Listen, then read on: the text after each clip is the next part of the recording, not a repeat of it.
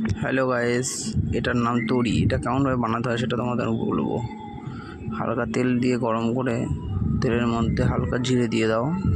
জিরেটা হালকা ব্রাউন হয়ে গেলে ওর মধ্যে আলু কুচি কুচি আছে, আলু কুচি দিয়ে দাও।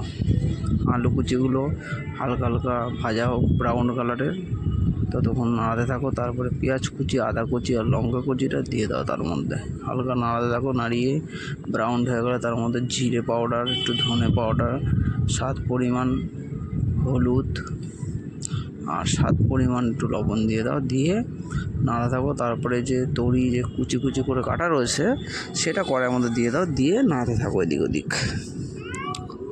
নাড়াতে নাড়াতে হালকা যখন একটুখানি তেল ছেড়ে ছেড়া ভাব, তখন জল দিয়ে দাও পরিমাণ মতো। জলটা দেওয়া হয়ে গেলে ওটাকে কষাতে থাকো। থাকিয়ে আমাদের রেসিপি তৈরি।